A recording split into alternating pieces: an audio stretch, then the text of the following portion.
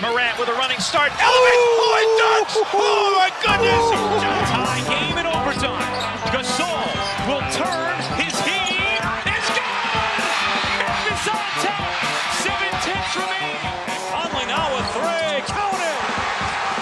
A 15-point lead for Memphis. And Blake Griffin gets into it on the floor with Randolph. Hard to tell if there are any punches being thrown under there, but Griffin took acceptance. Adams going long. Morant. He hit it. Ja Morant. Insanity. You gotta be kidding me. Welcome to Grits and Grinds, a Memphis Grizzlies podcast.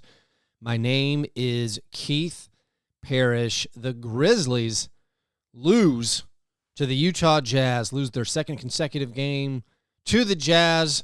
This one did not feel like one that got away. It was not a fluke. It was not an upset. This was a dominating win by a Utah team that was flat out better in virtually every phase of the game. I only say virtually because maybe there's something I'm not thinking of. It seemed like they were better in every phase of the game. This Jazz team has surprised NBA analysts. This Jazz team is now undefeated at home. This Jazz team played with purpose, shared the ball, and had way more firepower than the Grizzlies have. Now, extenuating circumstances, no Desmond Bane in this one. Desmond Bane was a surprise addition to the injury report with soreness and missed the game. Ja Morant returned from his illness. Ja Morant looked totally healthy. Ja Morant had 37 points. He had 37 points on 18 field goal attempts. Ja Morant was awesome. And it didn't matter. The Grizzlies were not close to competing in this game. They got dominated.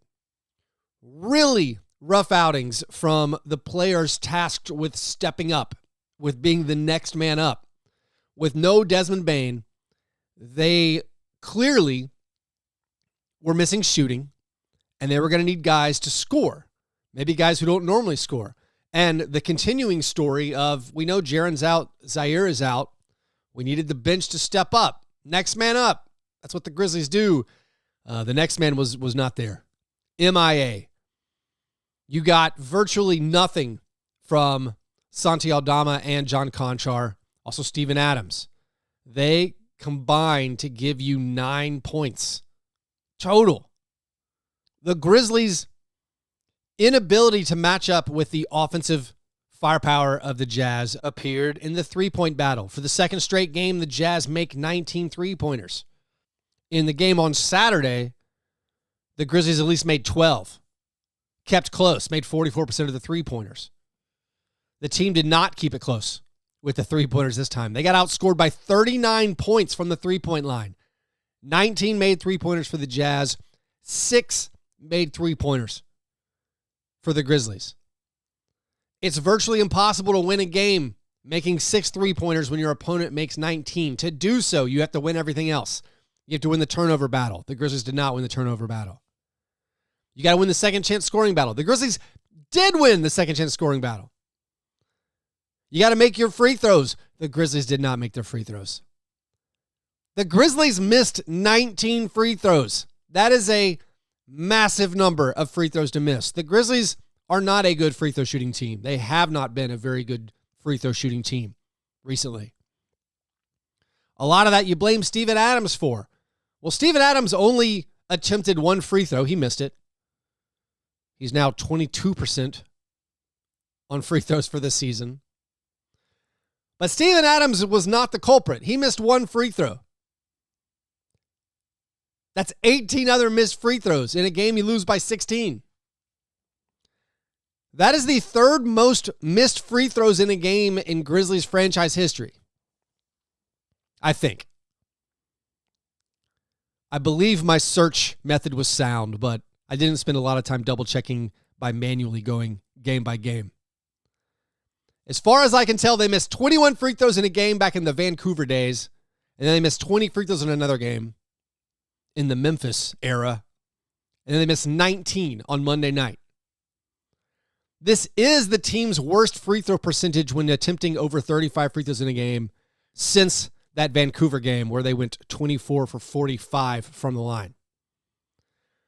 So this is basically an all-time bad night from the foul line, combined with getting torched from the three-point line by your opponent. And that is how you lose by a lot. I mean, they lost by 16. There's a little bit of window dressing at the very end of it to get this game within 20 in the final minutes. In the first half, the second quarter, you might remember, was not going very well. The Grizzlies ended up losing the second quarter by 20. They lost that quarter 38-18. But even before it got blown open, I was saying on social media, it feels like the Grizzlies are going to lose by a lot because for the first 18 minutes of this game, it never once felt like we had the better team on the court. In the first quarter, Ja Morant, essentially perfect. 5 for 5 from the field, makes 11 points. We needed all of that to be ahead by 3. As it carries over into the second quarter, my takeaway was the Jazz are generating good looks virtually every possession, and every offensive possession for the Grizzlies is a slog. Desmond Bane was so desperately needed to make this work. This team, we don't want to talk about it. This team is a little bit top-heavy. The depth is not there. The bench is not nearly as good as it was last season. We've been over and over and over it. Some people wanted to take victory laps after the win over the Kings, the win over the Nets. I mean, the bench is not always going to be this bad, all right? Aldama is not going to be this bad. I think Konchar's still hurt. I mean, it's weird to say I hope someone's hurt. I kind of hope Konchar's hurt based on the last 2 games. High volume Konchar, then again, I took a victory lap a little bit early. Just be like, wow, I guess he's going to shoot a lot. After the first 2 games, totally vanished. Over his last 2 games, John Konchar's averaging 2.6 points per 36 minutes. His per 36 scoring under 3 points per game. After 6 games, which I'm legally bound to say is a small sample size, Konchar's per 36 scoring is less than his career average. The Santi Aldama victory laps, premature. There's a lot of talk about how confidence is so big for Santi, maybe even more than for your average NBA player. Like, where did this come from? He didn't even look this good. Like, his first few games where he looks really, really good, he didn't even look that good last year on The Hustle. And Jason Marks, the coach of The Hustle, was telling John Roser on, I think, the Vernon show, like, it's all about the confidence with Santi, and his confidence is soaring. Has the confidence just dissipated? Brutal game from Santi. Gives you 3 points on 1 for 7 shooting. Also, I had no prayer on defense. I mean, we talked about this in the preseason. We joked about it, sort of.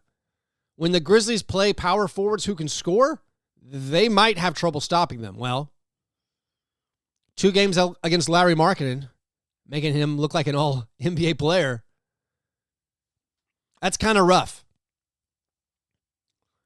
But Santi, 1 for 7, 3 points. Konchar, 2 for 8, 4 points. Those are the starters that we've tasked with stepping up. Hey, no Desmond Bane. We need some buckets. 7 points total from those guys. David Roddy. Very forgettable game for David Roddy. And unfortunately, he's had several forgettable games this season already. David Roddy does not make a field goal attempt. Gives you a donut from the field. Finishes with 2 points. I mean, he is a good free throw shooter. Roddy, Konchar, and Aldama. 3 for 23 from the field. 9 points total. Throw in Steven Adams. That's 11 points from 3 starters and your top guy off the bench with Roddy, who played 29 minutes. I mean, maybe Tyus Jones is your top guy off the bench. Tyus Jones, all right, he gave you 12 points, actually made 2 3-pointers. He had a career-high 5 turnovers. A career-high 5 turnovers for the most dependable backup point guard in the game. A lot of things went wrong. It's not all bad. The Grizzlies will be better.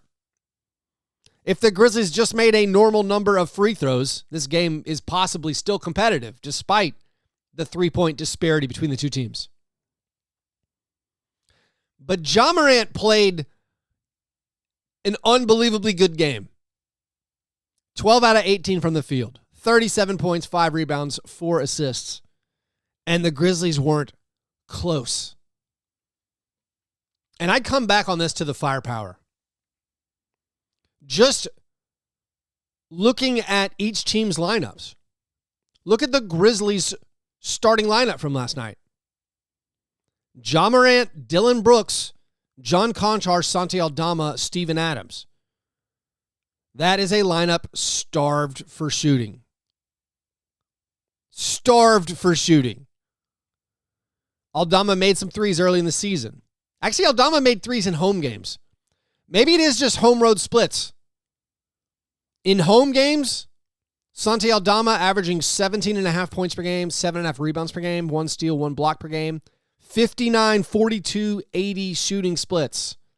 On the road, Aldama, 7 points per game, 6 rebounds per game, 33, 8, 67 splits, 8% from 3, a 1 for 12 from 3 in the road games. Now, your deep breath moment for the Grizzlies is they've played 5 of their 7 games on the road. 4-3 is not a disastrous result after 7 games. When you go 4-1, then you lose 2 in a row, it feels worse than if you were alternating wins and losses. But the home road splits for Aldama, pretty stark. But this team did not have shooting. On paper, no shooting.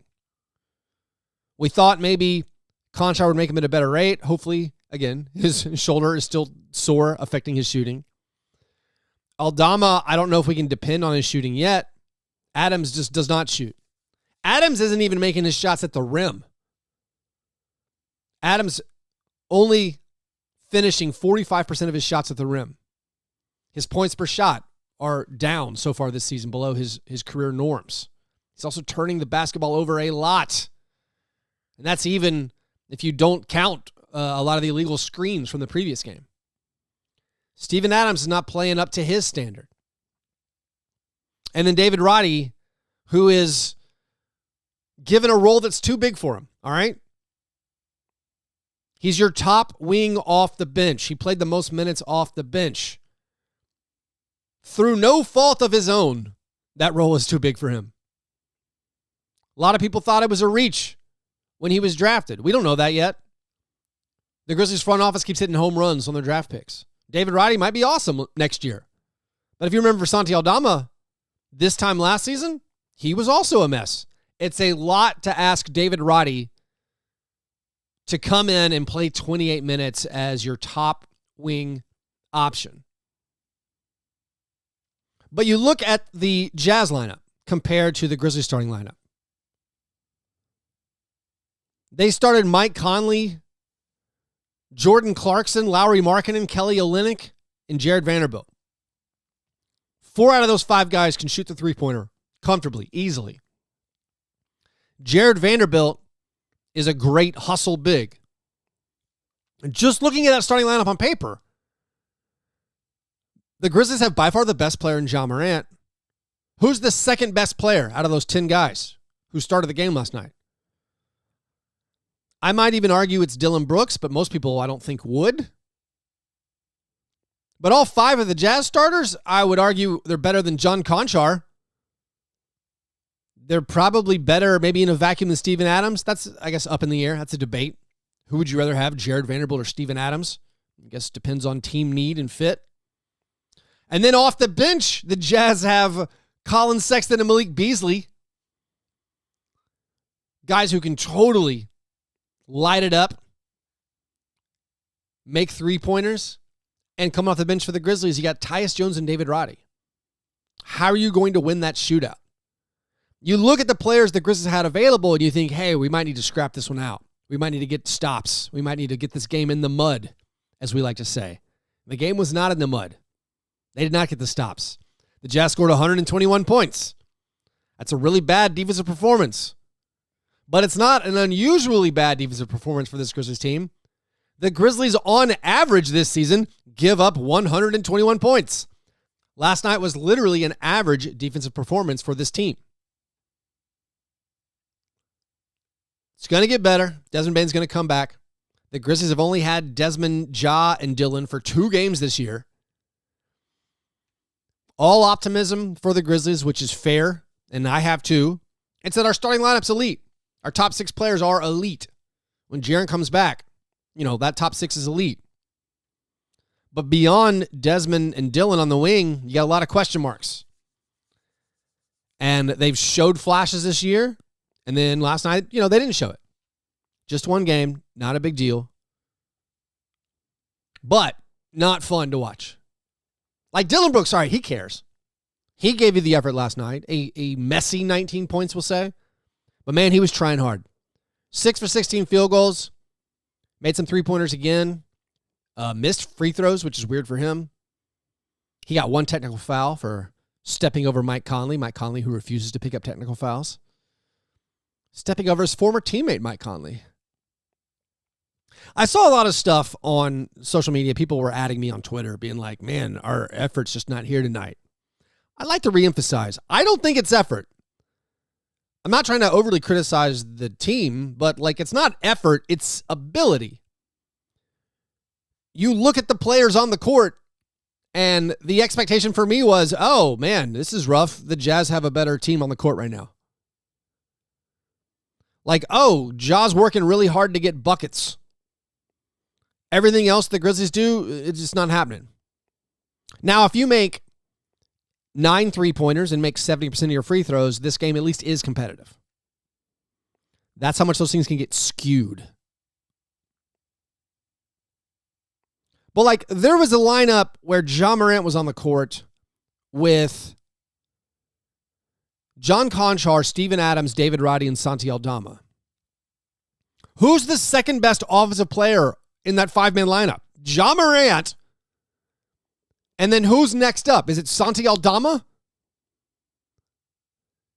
Ja Morant, John Conchar, Santi Aldama, David Roddy, Steven Adams. Who's going to score if it's not Ja Morant every single time? And those guys were up against Mike Conley, Colin Sexton, Jordan Clarkson, Larry Markin, and Jared Vanderbilt. 4 stone-cold scorers, and then a hustle big, Jared Vanderbilt, to chase down all the loose balls.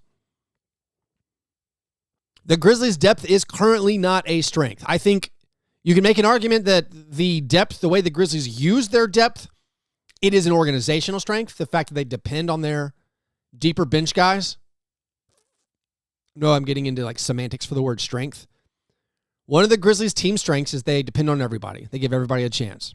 But as far as talent, as far as actually going out and winning a basketball game on a Monday night, currently, while Zaire and Jaren are out, and also while Desmond Bane is unavailable, if one of the top line guys misses, you're stretched very, very thin. And it's going to be tough to beat some of these competitive teams. And the Jazz are, in fact, most definitely a competitive team. The Grizzlies' next game on this 4-game road trip is at Portland on Wednesday night. Portland's a competitive team. They're not going to have Damian Lillard, but they got some guys who can score. They got Anthony Simons. They've played well so far. The Grizzlies are probably going to need Desmond Bane. If Desmond Bane is not healthy enough to go, or if someone else pops up on the injury report, if Dylan Brooks gets sore, if Tyus Jones gets sore, might be difficult to generate offense. By the way, for that game, for that Portland Trailblazers game on Wednesday night, I'll be doing a playback watch party. We did these in the preseason. I'll be doing a playback watch party with John Burr of Fast Break Breakfast, maybe a few other guests. We're probably going to kick it off at halftime. That's a little bit later. It's a 9 p.m. Central start. I know there's a watch party if you're in Memphis, but if you're not going to that watch party, definitely log into my playback room. We can watch the game together and also answer your questions. You can get in on the chat. It's a lot of fun, so check out that playback room. I'll put a link in this episode's description. Let's talk a little bit more about this game and the Grizzlies so far this year. We'll do that right after this quick break. Guarantee your Grizz and get the season's biggest games, biggest giveaways, and best seats at a great price with 2022-2023 season tickets, half-season plans, and 10-game packs. Lock in your tickets to see Ja, Jaren, Dez, and all your favorite Grizzlies make big-time noise. Get your tickets now. Call 901-888-HOOP or click grizzlies.com today.